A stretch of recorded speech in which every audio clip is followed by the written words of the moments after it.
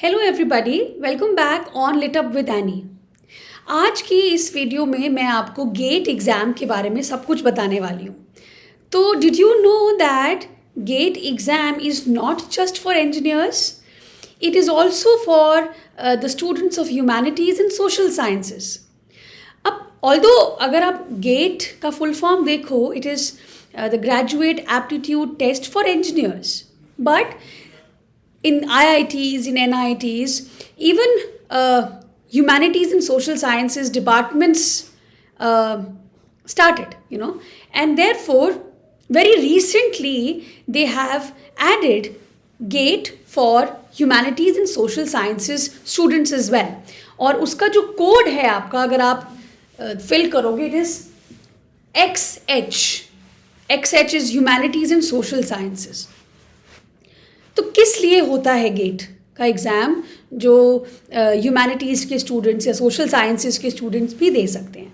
It is mainly for post graduate studies, या फिर अगर आपको PhD में एडमिशन करना है, लेना है in these premiere institutes like IITs और NITs, तो उसके लिए आपका जो गेट का स्कोर कार्ड आता है वो चलता है। ठीक है, तो गेट एग्ज़ाम जब आप देते हो उसके बाद एक स्कोर आता है, उस स्कोर के बेसिस पे डिसाइड होता है कि आपको कहाँ पे एडमिशन मिलेगा MA में या जो भी PhD के लिए।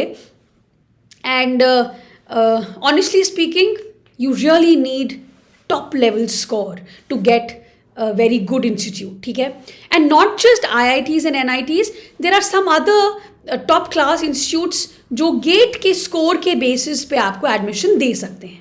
ठीक है, तो अब आप सबसे पहले बात करते हैं एलिजिबिलिटी की। Who are the people who are eligible to sit for this exam? अगर आपके पास बैचलर्स की डिग्री है, कोई भी BA BSc जो भी आपका फील्ड है वो डिग्री है, then you are eligible. Also if you are in your final year of under graduation, तो भी आप एलिजिबल हो to appear in the exam. ठीक है, 2 पेपर होते हैं ह्यूमैनिटीज़ और सोशल साइंस स्टूडेंट्स के लिए। इनफैक्ट सबके लिए 2 पेपर होते हैं, लेकिन कुछ इंजीनियरिंग फील्ड्स है उसमें आप पेपर A के साथ 2 और पेपर्स चूज़ कर सकते हो, लेकिन हमारे लिए ऐसा नहीं है। आप पेपर 1 जो A पेपर जो कंपल्सरी पेपर है और B पेपर, एक ही पेपर आप चूज़ कर सकते हो। 6 सब्जेक्ट्स की लिस्ट है। We have this economics, English, linguistics, philosophy, sociology and psychology. तो C1 C2 इस तरह से है। English is C2।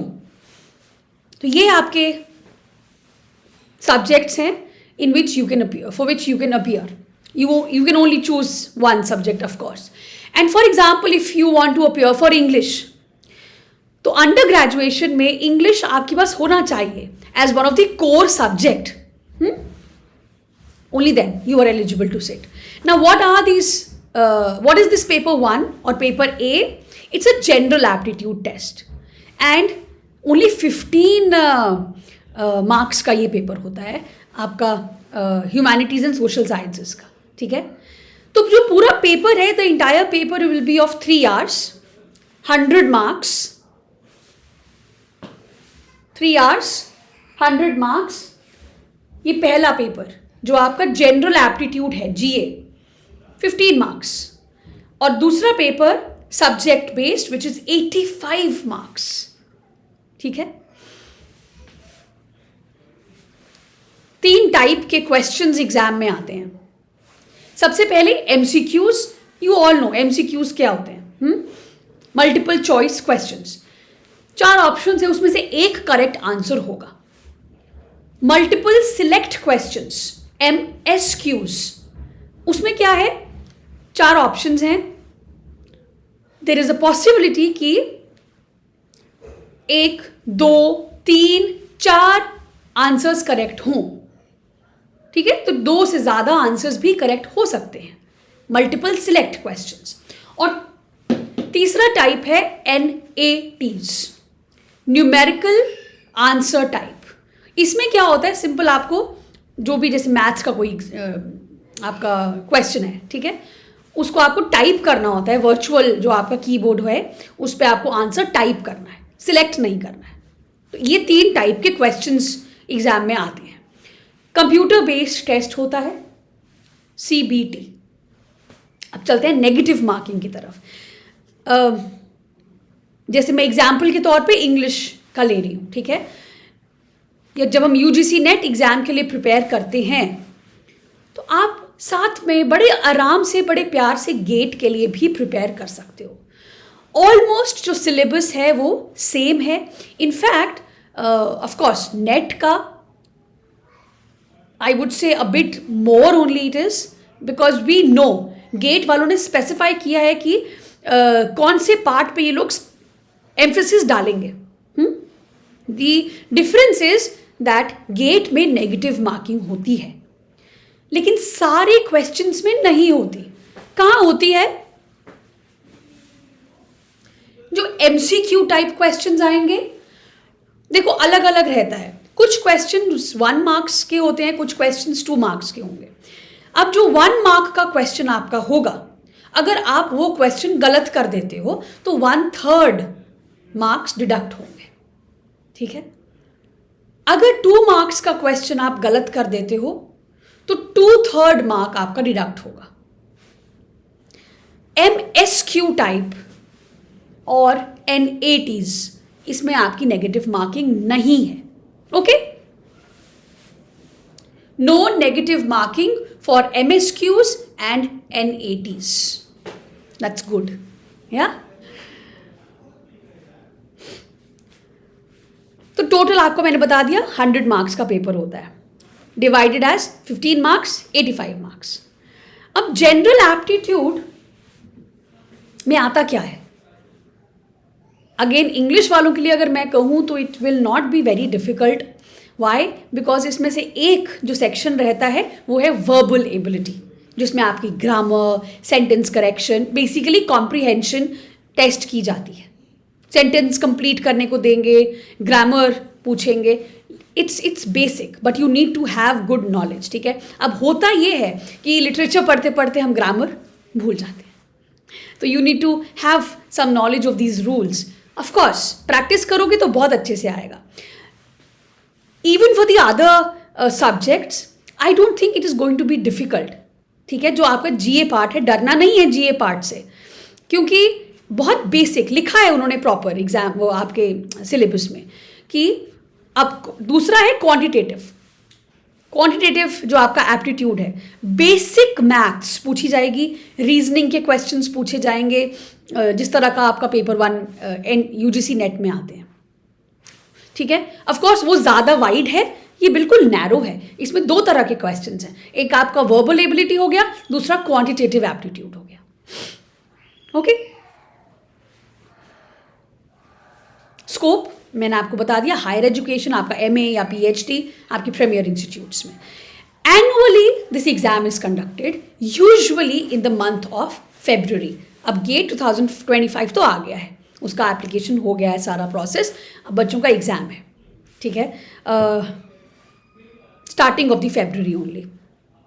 इसका एप्लीकेशन प्रोसेस बिल्कुल सेम रहता है बाकी एग्जाम्स की तरह। आपको you have to register for GATE and अच्छा, ये कंडक्ट जो है ना, सारे जितने भी IITs हैं, आई थिंक 6 और 7 हैं जो कंडक्टिंग बॉडीज़ हैं रोटेशन में। जैसे इस बार 2025 का जो है वो IIT रुड़की करवा रहा है, तो इस तरह से ये लोग करवाते हैं। सो क्वालिफाइंग मार्क्स जो रहते हैं they vary annually, of course based on the subject, based on the difficulty level. Easy है तो थोड़े ज़्यादा हो जाएगा, थोड़े डिफिकल्ट क्वेश्चन है तो थोड़ा कम हो जाएगा, but trust me that merely qualifying the exam will not do you any good. Getting very good score will get you a very good institute for whatever MA or PhD, ठीक है। तो आप सबसे पहले ये तो गेट के बारे में हो गया। अब इसके बाद आपने क्या करना है, जो आपका जो भी सब्जेक्ट है इसके सिलेबस के साथ अपने को फैमिलियराइज करवाना है बहुत अच्छे से। मैं आपको इंग्लिश के लिए लेके चलती हूँ, ठीक है, सिलेबस पे।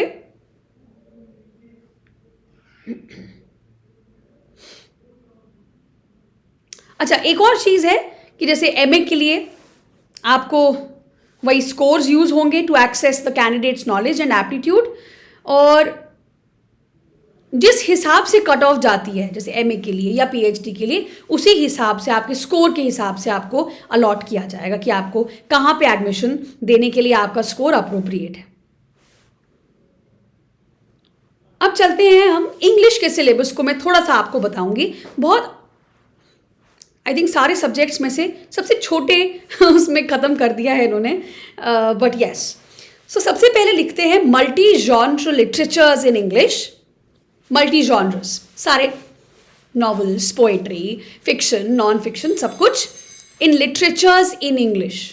सो नॉट जस्ट इंग्लिश लिटरेचर, या basically world literature.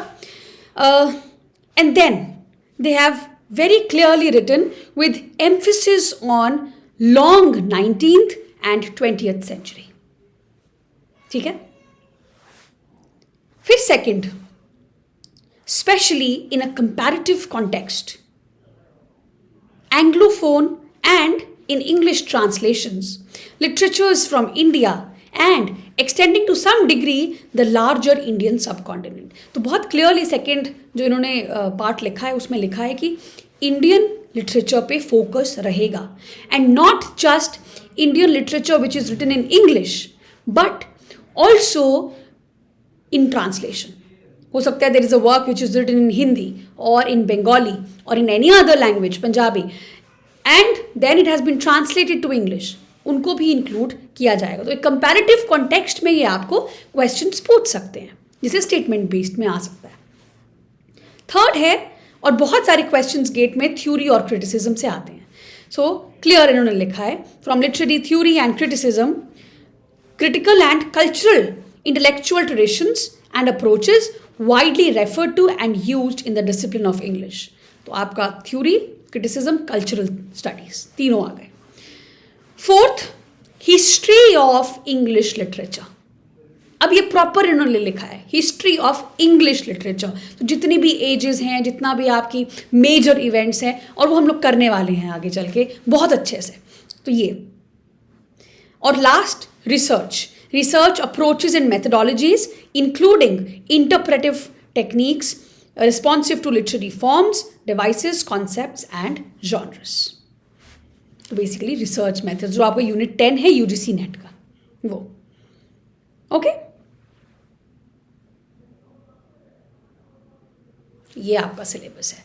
So now yes, of course net से थोड़ा ज़्यादा बेटर तरीके से लिखा है इन्होंने. इसका मतलब यही है कि नेट के जो पेपर आता है उससे आपको थोड़ा इजी लग सकता है गेट का पेपर, लेकिन आपको डर लगेगा करते हुए because of the negative marking. So but if specially you are in your under graduation, और या फिर you looking for PhD in these institutes, IITs and all, then definitely you should go for it. NET का exam तो आपने देना ही है, उसके साथ साथ अगर आप गेट भी दे दोगे, there is no harm. And I think the fees is, I think for the reserved categories and female students, it's somewhere around 900 rupees, okay? And for the others, I don't remember exactly. Let me just see if I get it, I'll tell you.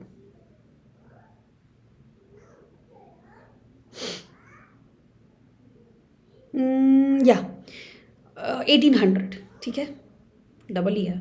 All other candidates including foreign nationals, 1800. This is for the regular period जो अगस्त से सितंबर के लिए होता है.